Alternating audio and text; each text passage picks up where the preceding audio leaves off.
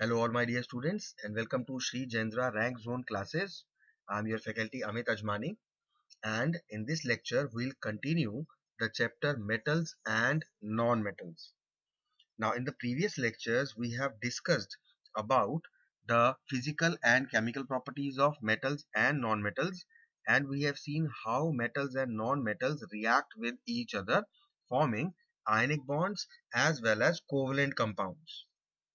In this lecture, we'll study about the occurrence of metals. Now, metals occur in nature in both the forms. One is their free or native form, and another is the combined form depending upon their reactivity. The more reactive metals, they react with the other substances present in the atmosphere or soil, and that is why they are found in their combined form. But there are certain metals which are quite less reactive. For example, gold and platinum. And because they are less reactive, that is why they are found in the earth crust in their free or native state, because being less reactive, they do not react with any other substance. Right? Now, the natural material in which the metals or their compounds are obtained from the earth, they are called minerals. We dig up these minerals, and from these minerals we take out or extract the metals, because we use these metals for various purposes. Not all minerals are suitable for the extraction of metals, because we need to see our convenience and we need to see the expense involved. So those minerals from which the metals can be extracted conveniently and profitably are selected, and such minerals are called ores. These ores contain a good percentage of metal, and most importantly, there are no objectionable impurities in it, right? So these ores are minerals only. So we can say that all the ores are minerals, but all the minerals can't be ores. Let us see a few common ores which are found in nature. First is the rock salt, which is basically another name for sodium chloride. The formula is NaCl, and from this rock salt we extract sodium. Another ore is bauxite, which is actually aluminium oxide, hydrated aluminium oxide, whose formula is Al2O3.2H2O. And from this bauxite ore, we extract aluminium. Next ore is of zinc, that is zinc carbonate, which is commonly called calamine. The formula is ZnCO3. We obtain zinc.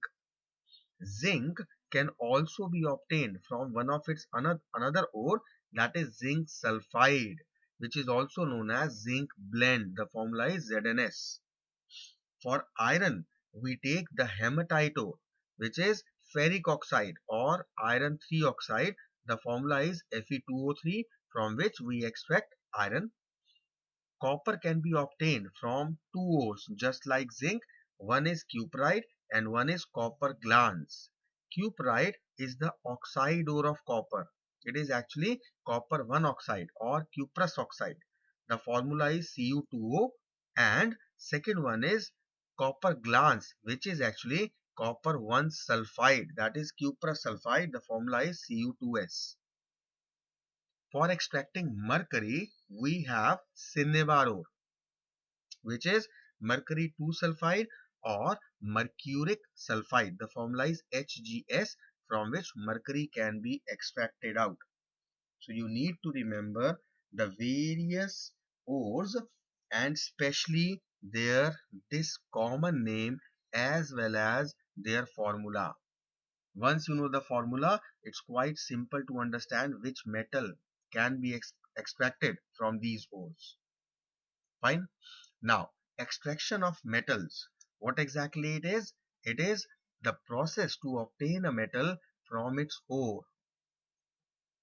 The ores which we take out from the earth crust, they are converted into free metals, and for this a number of steps are involved depending upon the type of ore which is used, depending upon the nature of the impurities which are present, and depending upon the reactivity of the metal to be extracted.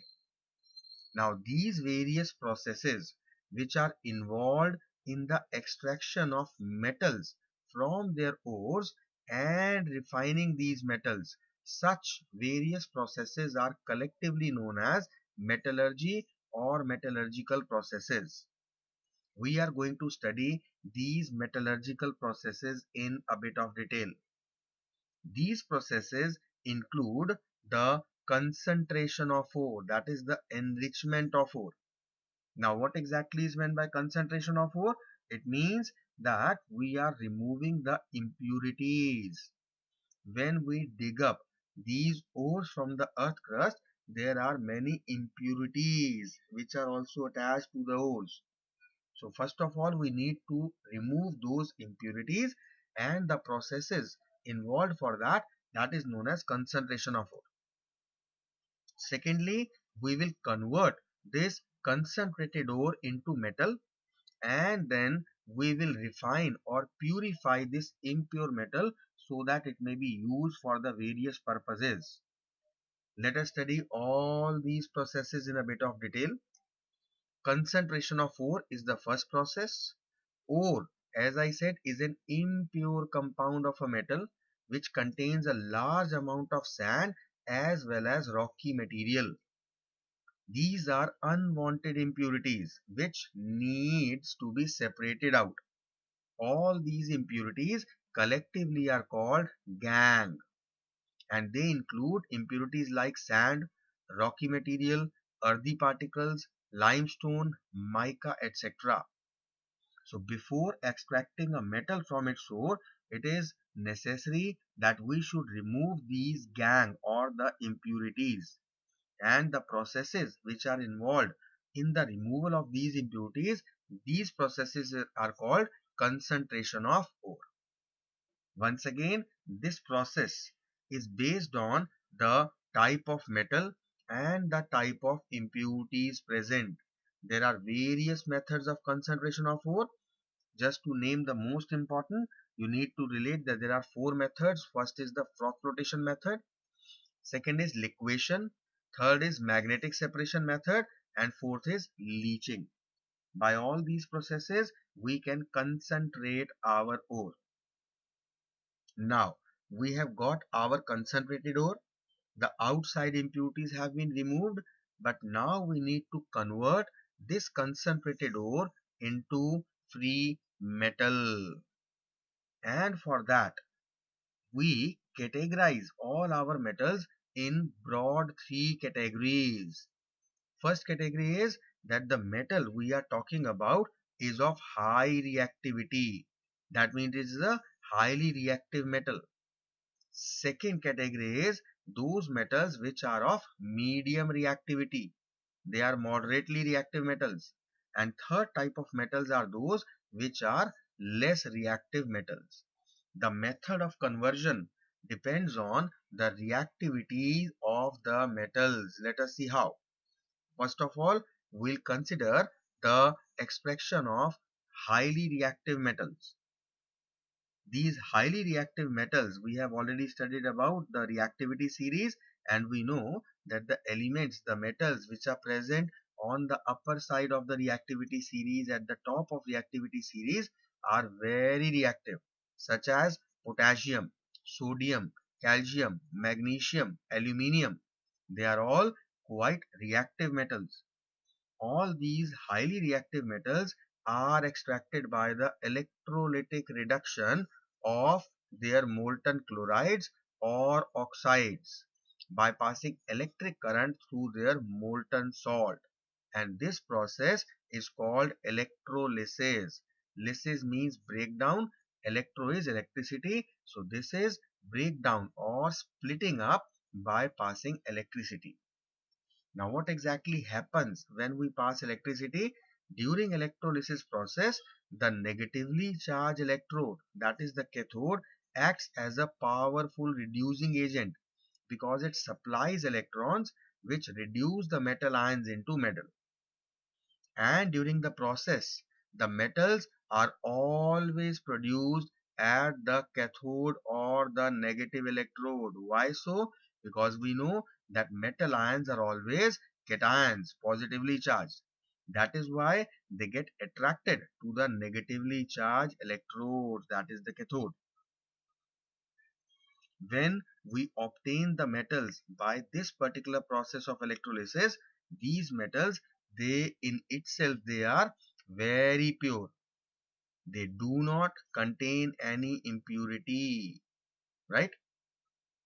So no further refining is required for such metals which are obtained by the electrolysis process, right? When a molten metal chloride is electrolyzed, when we pass electric current into it, then pure metal is produced at the cathode, that is the negative electrode, and at the anode or the positive electrode, chlorine gas is formed, because this electrolysis process is going to break the metal chlorides into two parts. The metals, they will be separated, being the positive ions, they will go to the negative terminal, and chlorine will be separated, and being the negative ion, it will go at the positive terminal, that is the anode. Similarly, if we electrolyze a molten metal oxide, again, when electricity is passed, this electricity is going to break the metal oxides into their ions. The metals, being positive ions, once again will be produced at the cathode, that is the negative electrode, and the oxygen part, which will form negative ions, it will be collected at the anode, that is positive electrode.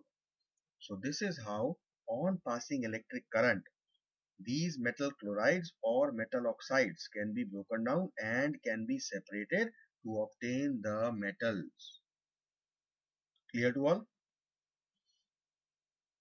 Next, we will discuss about those metals which are moderately reactive metals. These are those metals which are medium reactive, found in the middle of the reactivity series. Now, these metals are obtained by using some reducing agent, and normally we do the reduction of their oxides with the help of reducing agents like carbon, aluminium, sodium or calcium, right? Very importantly, we are reducing their oxides, but not all the moderately reactive metals are found in nature in the oxide form.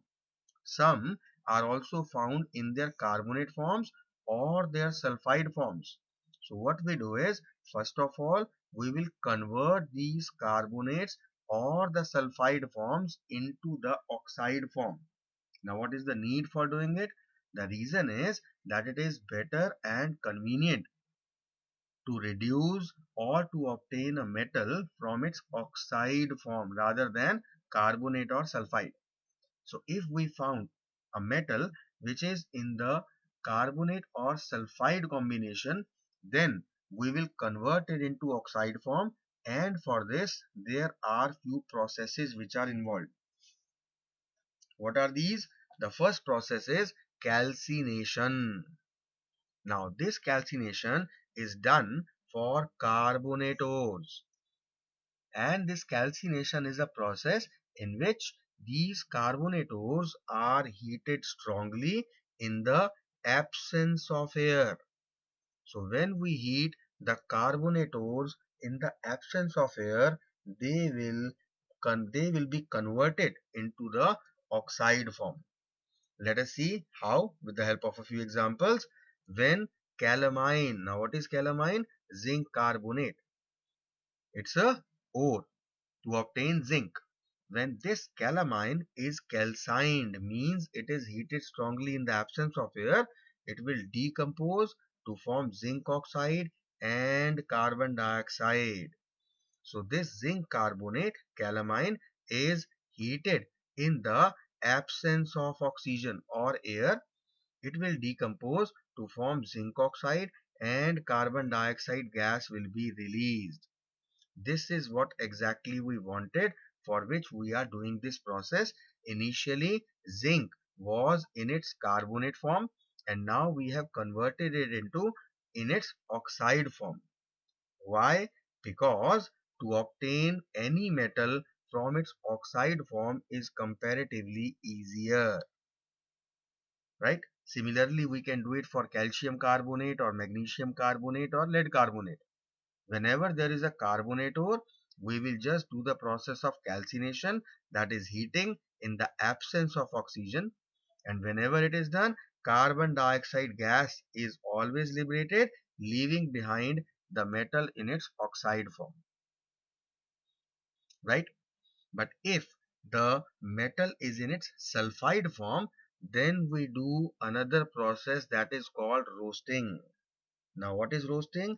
Roasting is a process in which sulfide ore is strongly heated again, but now it is in the presence of air. And when we heat a sulfide ore in the presence of air, it will be converted into metal oxide. For example, zinc blende, which is actually zinc sulfide, when it is roasted, that is, it is strongly heated in the presence of oxygen, it will form zinc oxide and sulfur dioxide. Let us see how. This zinc sulfide is heated, roasting is done means heating is done in the presence of oxygen. This oxygen will react with zinc to form zinc oxide, and this will react with sulfur, due to which sulfur dioxide gas is liberated. Clear?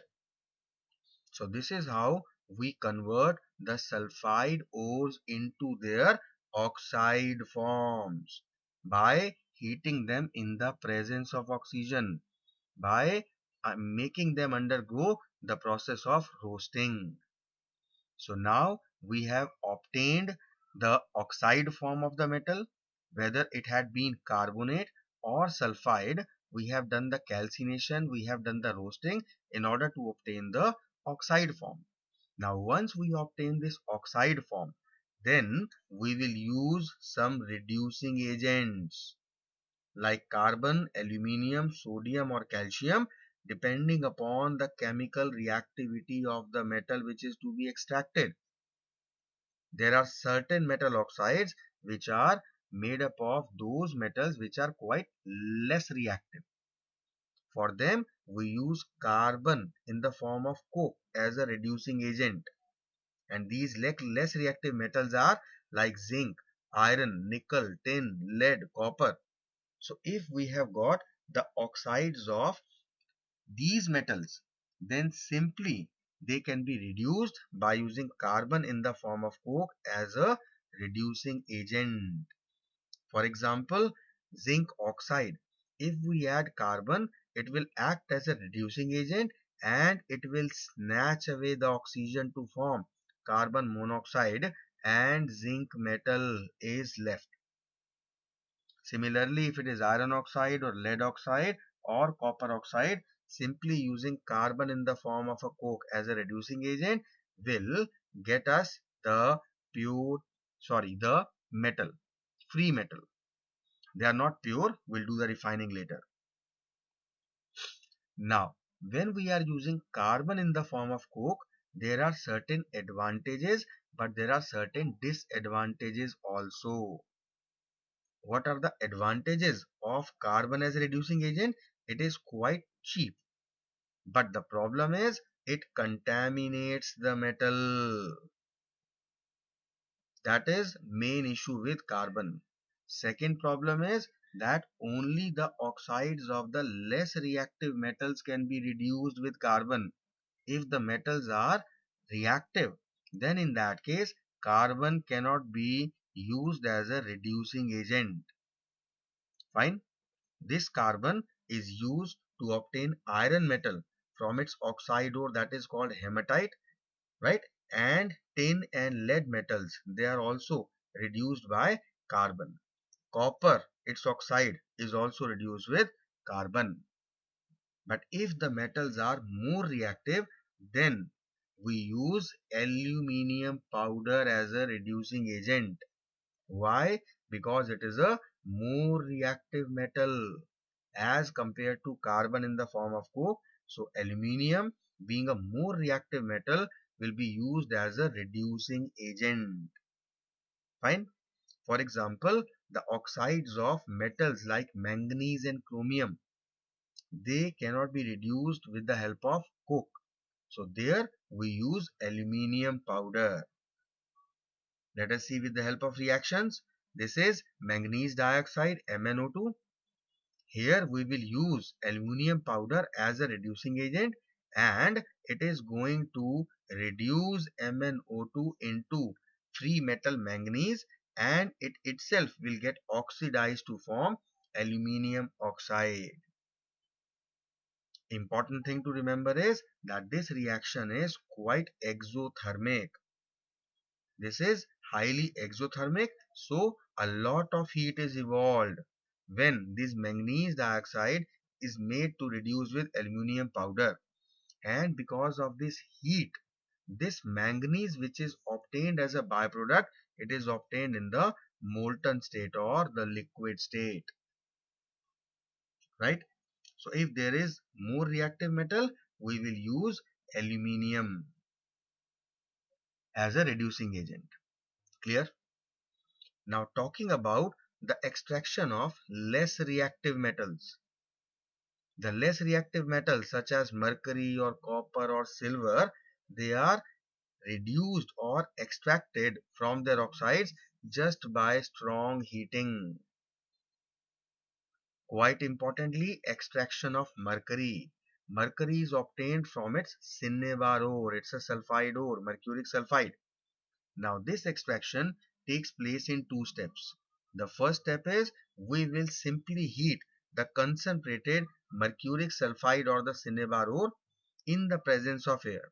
So this mercuric sulfide, when it is roasted or heated in the presence of oxygen, it will be converted into mercuric oxide and sulfur dioxide will be liberated, as we have seen above in the case of roasting.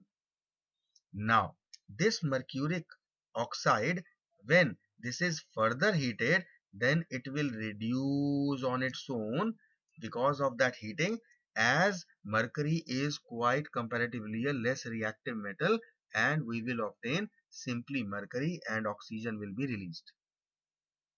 Another case of copper. This is now quite important. Here also two steps will be followed, same as that of mercury. Here we use the sulfide ore of copper, that is copper glance. Since it is a sulfide ore, copper glance or copper sulfide, first of all we will do the roasting, that is heating in the presence of oxygen, because of which we will obtain the oxide form of copper, that is copper oxide, and sulfur dioxide gas will be released. The major change in the second step now is that when a good amount of copper 1 sulfide has been converted into copper 1 oxide, then the supply of air for roasting is stopped. Now what happens is, in the absence of air, this copper oxide which is formed will react with the remaining cuprous sulfide and will form copper metal and sulfur dioxide. Let us see the reaction. The partially made copper oxide will react with the remaining copper sulfide, and heating is now done but in the absence of oxygen. So what will happen is, this oxygen and this sulfur together they will form sulfur dioxide and copper metal is obtained.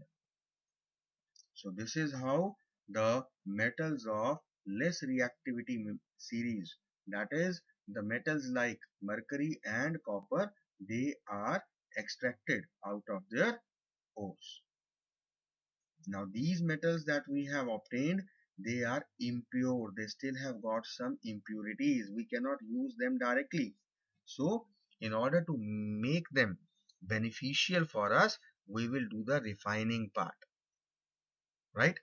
And for refining, the most important and the most widely used method is by passing electricity, which is called electrolytic refining. So now we have obtained the pure metal which can be used to various tasks. This is all about the metallurgy. Let us try to understand metallurgy with the help of this flowchart. First of all, we have obtained an ore.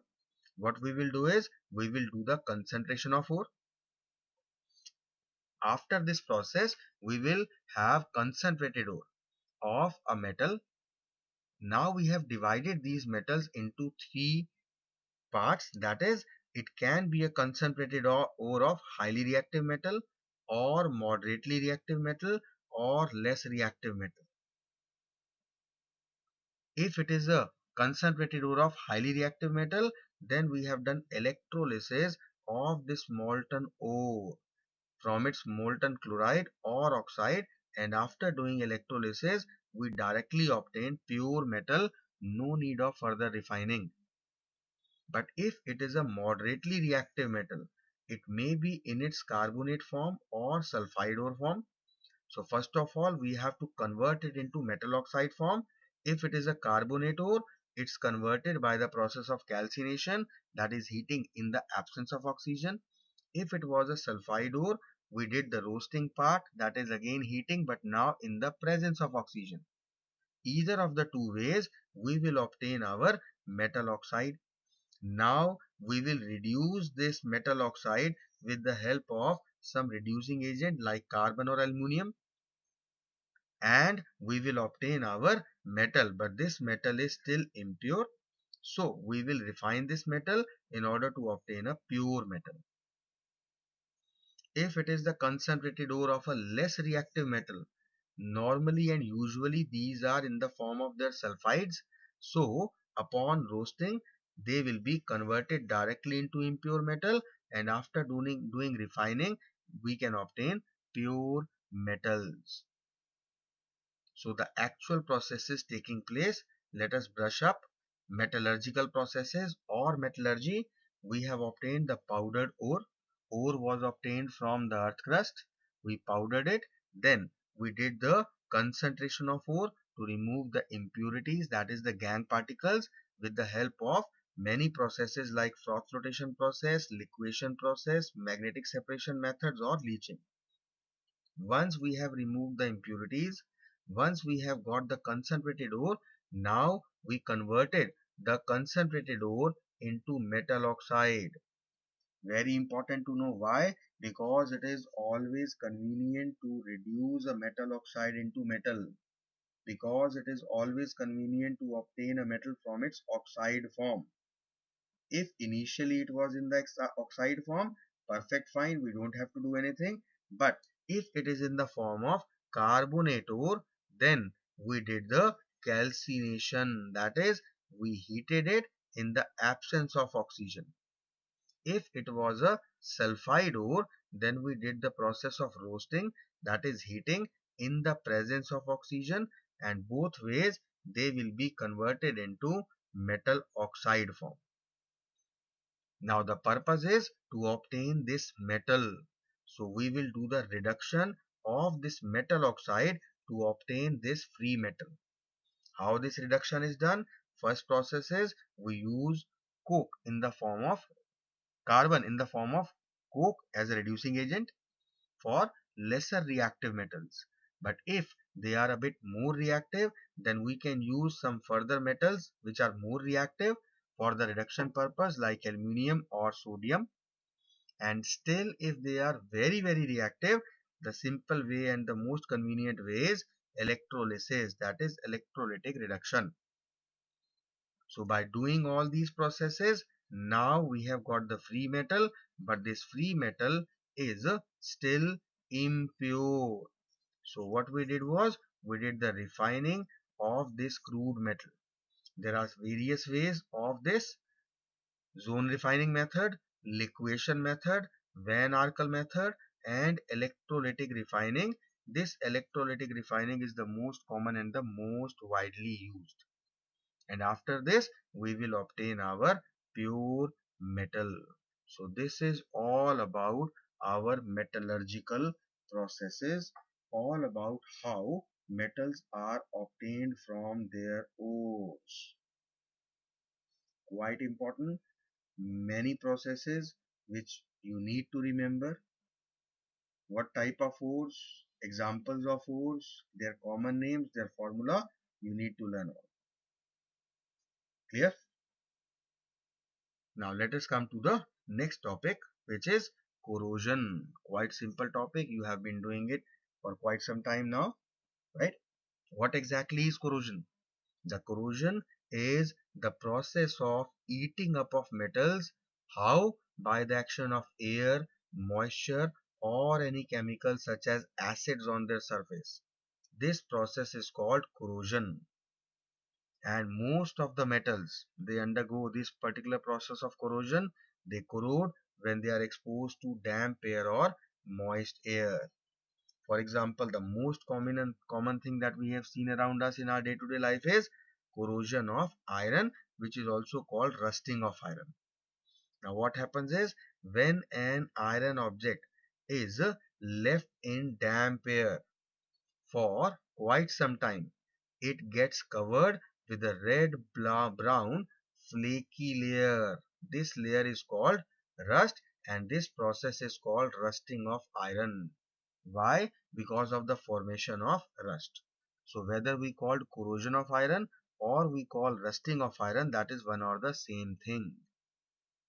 Now during the rusting of iron, the iron metal is combining with oxygen of air in the presence of moisture or water to form hydrated ferric oxide, which can be written as ferric oxide dot XH2O.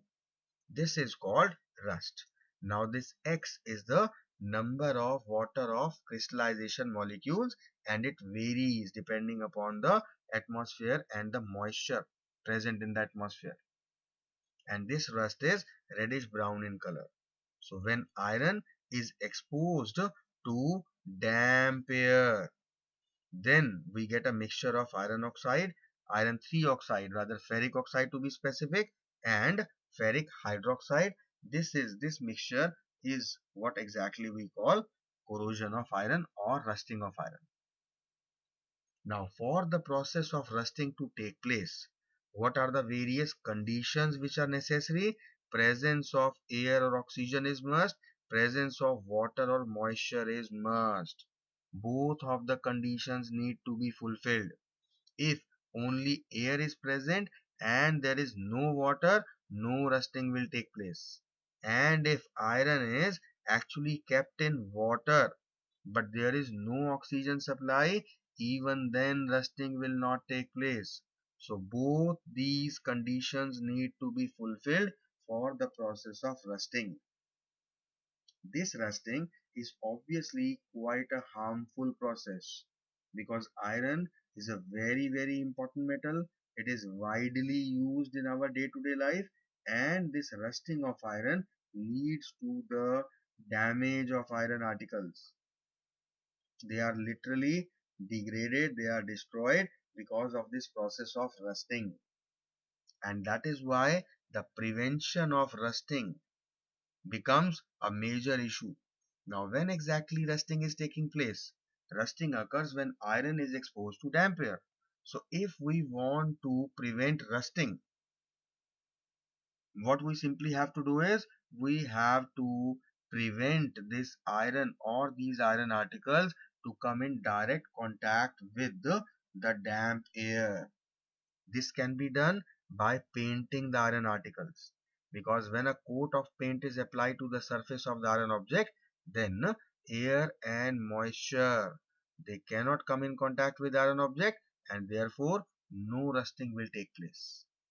This rusting can be prevented by applying grease or oil. Once again, the purpose is same, that is to prevent the iron articles coming in direct contact with the damp air. So when this grease or oil is applied to the surface of an iron object, then the air and moisture, they cannot come in direct contact with it, preventing the rusting. Quite importantly, you know that there is a process called galvanization, which also prevents rusting. What is this process? It is the process of depositing a thin layer of zinc metal on an iron object. Now, when zinc is deposited over the iron objects, then it prevents the iron article beneath this layer to come in direct contact with air, and hence it prevents the rusting of iron. Another way of preventing rusting is by tin plating and chromium plating. We use tin and chromium because these two metals are resistant to corrosion. Tin is used for making our tiffin boxes because it is non-poisonous and therefore it does not contaminate the food which is kept in them. One quite important method of preventing rusting is by alloying it to make stainless steel. When iron is alloyed with chromium and nickel, then stainless steel is obtained, which does not rust at all. So these are a few methods by which we can prevent the rusting of iron, either by painting or by applying grease or oiling or depositing a thin layer of zinc over the iron objects, a process called galvanization, or plating it with tin or chromium which are resistant to corrosion, or by alloying it. Now, what exactly are alloys? We already know alloys are the homogeneous mixtures of two or more metals or a metal and small amount of non-metals. How exactly these alloys are prepared? These alloys are prepared by mixing the various metals or non-metals in their molten state in the required proportions. And after mixing, we cool their mixture at the room temperature, due to which this mixture is formed and it becomes homogeneous. The best part is that the properties of the alloys are altogether different from the properties of the constituent metals or non-metals from which it is made. Talking about in the general sense, alloys have these advantages over the normal metals. What all advantages? Alloys are stronger than the metals from which they are made. Alloys are harder than their constituent metals. Alloys are more resistant to corrosion. The main reason why we are making alloys. Alloys have low melting points than their constituent metals, and they have lower electrical conductivity as compared to the pure metals. So these are the various advantages because of which alloys are made. Let us see a few examples of the common alloys which are made and their applications. Here are some important alloys. Let us see the first, brass. Brass is an alloy of copper and zinc. It contains 60 to 80% copper and 20 to 40% zinc. Talking about its advantages, it is more malleable and stronger as compared to the pure copper. Its color is also more golden, and this brass is used for making cooking utensils, the screws, the nuts, and the microscopes. Clear? Coming to the next important alloy, that is bronze. Bronze is an alloy of copper and tin. It contains 70 to 90% copper and mixed with 10 to 30% tin. This bronze is very tough and it is highly resistant to corrosion. And this bronze is widely used for making statues, coins, medals, cooking utensils, and ships' propellers. Bronze medals, you have heard. The ship's propellers, they are in water and in air always, every time, but still they do not corrode because brass and bronze, these two, they are resistant to corrosion. These two are the alloys of copper. Next, talking about yet another very important alloy, that is solder. This solder is an alloy of lead and tin. It contains both of them in equal proportion. It contains 50% lead and 50% tin. The most important property of solder is that the melting point of solder is less than that of pure metals. It is comparatively very less. This solder is an alloy which has a very low melting point, and because of this property, it is used for soldering or welding electrical wires together. Quite important alloy. Next, very important yet again alloy, stainless steel. This is an alloy of iron with carbon and nickel, and it is used for making utensils, automobile parts, and knives of blades. Normally, all the utensils that we have in our house, they are made up of stainless steel, and we know that they are daily washed, they are kept in open air, they are resistant to corrosion, no corrosion takes place whatsoever. Fine. Talking about the next alloy, that is duralumin. Now this is an alloy of aluminium. Aluminium is mixed with copper, magnesium and manganese. This alloy is very important because it is used for making aircraft bodies and rockets. Clear? Coming to the next alloy, amalgam. Very important. You will find so many questions based on this amalgam. So please try to understand it properly. Amalgam is an alloy of mercury metal with one or more other metals. Amalgam has a speciality that one of the constituent metals has to be mercury. Fine, mercury is must in an amalgam. If we have a solution of sodium metal in liquid mercury, that is called sodium amalgam. And if it is consisting of mercury or silver or tin zinc, then it is accordingly called silver amalgam or tin amalgam or zinc amalgam. And this amalgam is used by dentists for fillings in the teeth. So yet again, quite important alloy. Next are the alloys of gold.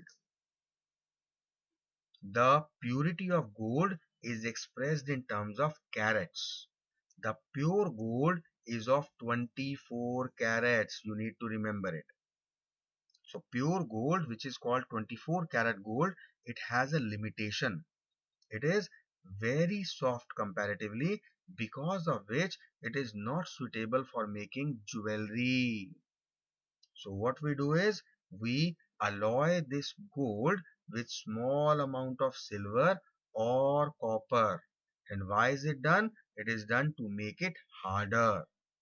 Now this harder alloy of gold is suitable for making ornaments, because in jewelry we have to make different designs, so it has to be hard, right? In India, normally the gold ornaments are made up of 22 karat golds. Now what exactly it means? It means that 24 karat gold is alloyed with the other particular silver or copper metal, and in which ratio 22 parts pure gold is alloyed with 2 parts of silver or copper for making the ornaments. So this is 22 karat gold, which is actually an alloy of gold with silver or copper. So these are a few main alloys which play a very vital role in our day-to-day life, and this is all about alloys, and this is all about metals and non-metals. So let us try to brush up the chapter in a glance before ending up this class. Metals and non-metals. First of all, we'll be talking about the previous classes that we took. In that, we talked about the physical properties plus the chemical properties of metals and non-metals. Right? We see how they react with water and oxygen and dilute acids. All the reactions we have already done. In the next lecture, we talked at length about the bonding shown by metals and non-metals. If a metal is reacting with a non-metal, there will be an ionic compound formed because of the ionic bond, due to the formation of ions, because metals will lose electrons and non-metals will gain electrons. But if two non-metals are combining with each other, then they will share the electrons, because of which covalent compounds will be formed, as the sharing of electrons leads to covalent bonding.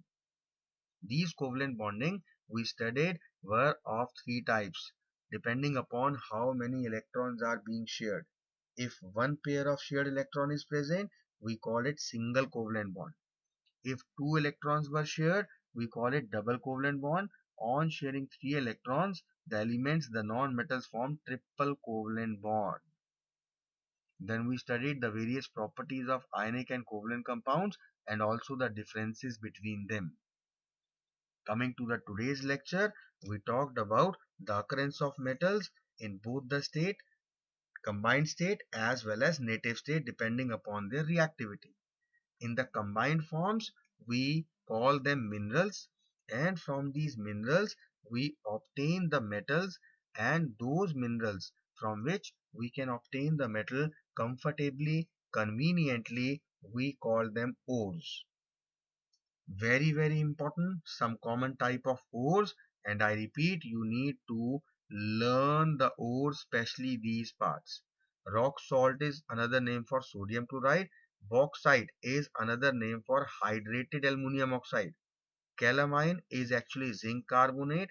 Zinc blende is zinc sulfide. Hematite is ferric oxide. Cuprite is cupric, this is cuprous oxide. Copper glance is copper sulfide, and cinnabar is mercuric sulfide. You need to remember their names and formula. Then we studied the various processes involved in the extraction of metals from their ores. They all together combinedly they are called metallurgy or metallurgical processes. In these metallurgical processes, let us come directly down to the conclusion part, because we all studied all these things in detail. Coming to the conclusion, this is what exactly our metallurgical processes finally consist of. Powdered ore. This ore is concentrated by various processes like froth flotation, liquefaction, magnetic separation, and leaching. Then, this concentrated ore is converted into metal oxide, done by two processes called calcination and roasting, depending upon whether the ore was carbonate ore or it was a sulfide ore. And we heated both these ores, whether it is in the absence of oxygen or presence of oxygen, but it will fetch us metal oxide. Why we did this process? Because it is always convenient to obtain a metal from its oxide form as compared to that of its carbonate or sulfide form. And then we reduced this metal oxide into free metal, either by using carbon in the form of coke as a reducing agent, or by using aluminium or sodium or calcium as a reducing agent, or by electrolysis, that is electrolytic reduction.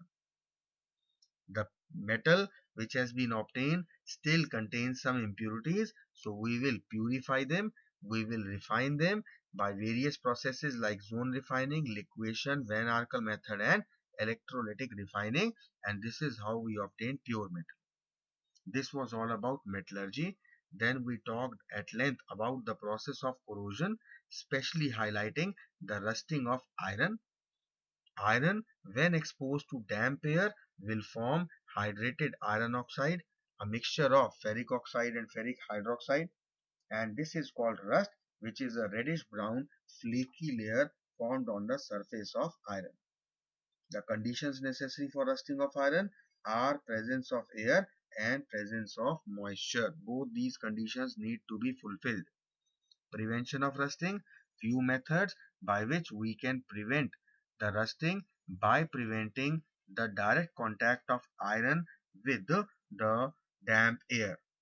It may be done by using the process of painting or greasing or oiling, or depositing a thin layer of zinc over it, the process called galvanization, or plating tin or chromium over the iron, or by making alloys. Then we studied about alloys. What are alloys? The homogeneous mixtures of two or more metals, or a metal or a non-metal, in order to improve its properties. and the improvements. Why these alloys are made? Because of these five reasons. Alloys are stronger, they are harder, and they are more resistant to corrosion. They have lower melting points and lower electrical conductivity as compared to those metals from which these alloys were made. Then we discussed about the various alloys. Very, very important. You need to relate these alloys, especially which particular metals are used for making the alloys. For example, brass is an alloy of copper and zinc. Bronze is an alloy of copper and tin. Solder is an alloy of lead and tin. Stainless steel is an alloy of iron with carbon, nickel. Duralumin is an alloy of aluminium with copper, magnesium and manganese.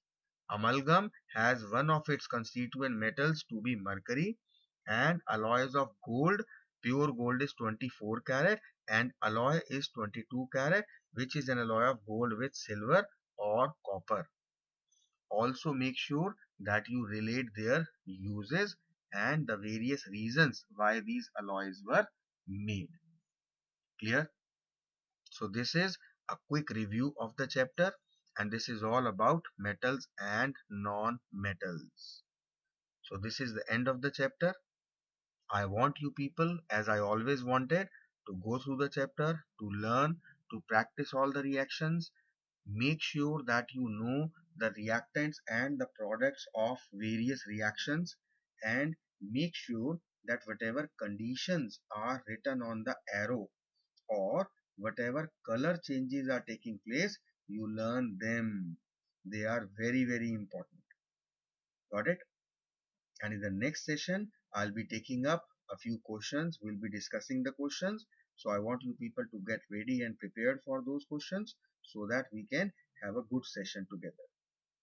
Got it? So this is all from my side in this lecture. I hope you have understood whatever is being taught. I hope that you have already done whatever was taught in the previous topics, previous lectures related to this chapter, and make sure that you now once again go through all these details thoroughly and properly to get prepared for our tomorrow's class. Okay, so we'll meet you in the next class. Till then, take care of yourself and have a great time. Goodbye everyone.